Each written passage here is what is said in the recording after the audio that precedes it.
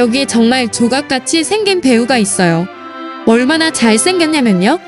음식점 앞에 서 있으면 공짜로 밥을 줬으며 옷가게에서 구경하고 있으면 공짜로 옷을 줬을 정도예요. 어렸을 적에는 주위의 사람들이 그의 미모를 보기 위해 몰려들었으며 만지려고 했어요. 보다 못한 알랭드롱의 엄마는 만지지 마세요 라는 팻말을 붙이기도 했죠. 젊었을 적 얼굴을 보면 정말 잘생기긴 했어요. 뚜렷한 이목구비에 굵은 턱선, 완전 입체적인 얼굴이에요. 하도 잘생겨서 여자들이 하나같이 알랭드롱에 대해 좋은 말을 남겼어요. 설령 헤어졌다고 해도 말이죠. 알랭드롱은 영화배우가 되면서 그의 잘생김은 전 세계적으로 소문이 나게 돼요.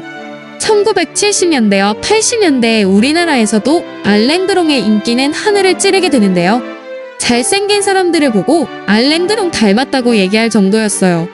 특히 현재의 아버지들이 자식들에게 젊었을 적에 본인은 알랭드롱을 닮았다고 뻥을 칠 정도였으니 알랭드롱은 잘생김의 대명사였죠. 알랭드롱이 영화배우가 된 건 길거리 캐스팅을 통해서였어요. 1957년 그는 그 당시 친하게 지내던 여배우를 통해 칸 영화제에 참석해보라는 제안을 받게 되며 알랭드롱은 근처 해변에서 선반신 누드로 걷고 있었어요. 당연히 그의 잘생김 때문에 주위 사람들의 눈에 띌 수밖에 없었고 이때 누군가가 말을 걸어옵니다. 그 사람은 바로 미국 헐리우드 에이전트 헨리 윌슨이었어요. 그렇게 캐스팅이 되면서 영화배우의 삶을 살게 됩니다. 처음에는 조연으로 출연했으나 그의 잘생긴 외모로 인해 팬 레터가 수도 없이 날아왔다고 해요. 그의 얼굴을 생각한다면 당연한 일이었겠죠? 알랭드롱은 수많은 여자들과 사랑을 하게 됩니다. 프랑스 샹송 가수 줄리엣 그레코는 알랭드롱이 그가 한량일 때 만나 정신적, 물질적으로 도와준 여성인데요. 하지만 알랭드롱은 차갑게 그녀를 버리고 떠났어요. 그녀는 현실을 받아들이고 그를 놓아줍니다. 그와 사랑한 또 다른 여자는 로미 슈나이더입니다. 그녀는 전 유럽에서 스타인 여배우였어요. 1959년 영화 사랑은 오직 한 길에서 알랭드롱과 처음 만났으며 영화에서 연인이었던 둘은 실제 연인으로 발전하게 됩니다.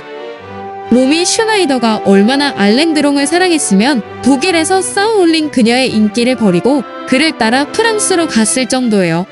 알랭드롱은 그녀의 인기로 인해 본인도 큰 혜택을 얻게 됩니다. 본인의 몸값 또한 치솟았기 때문이에요. 하지만 둘의 사랑은 4년 만에 끝나게 됩니다. 그 이유는 알랭드롱이 로미 슈나이더와 사귀고 있던 도중 다른 여자와 바람을 폈기 때문이에요.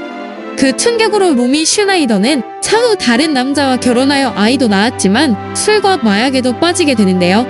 그녀의 인생이 망가지게 됩니다. 그녀는 인터뷰를 통해 이렇게 말했습니다. 알랭드롱을 잊지 못해 내 삶이 추락했다. 알랭드롱의 쓰레기 기질은 여기서 멈추지 않습니다.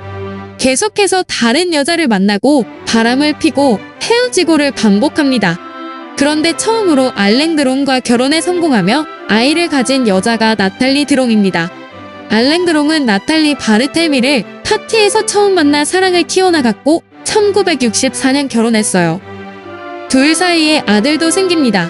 아무튼 그녀 역시 다른 여자들과 마찬가지로 헤어지게 됩니다. 1969년에 5년 만에 결혼 생활을 끝마치게 되는데요. 5년 동안 결혼 생활을 유지할 수 있었던 비결은 그녀가 알랭드롱이 바람피는 것을 묵인하고 참았기 때문이었어요. 그 이후에도 여러 여자들을 만나고 동거하며 그의 잘생긴 외모를 적극 활용합니다.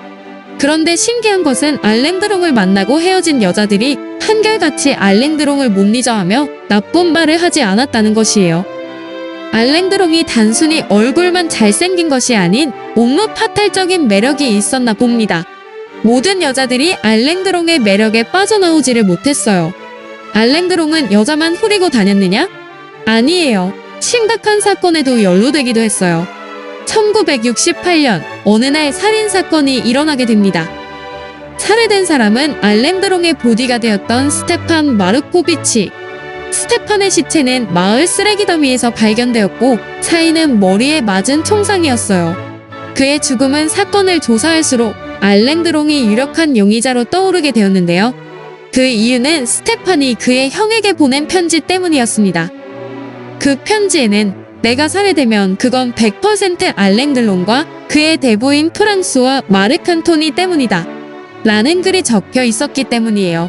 그러나 이 사건은 결국 해결되지 못했으며 알랭 드롱이 살인을 저질렀다는 물증이 없어 흠이 없음으로 판결이 났습니다.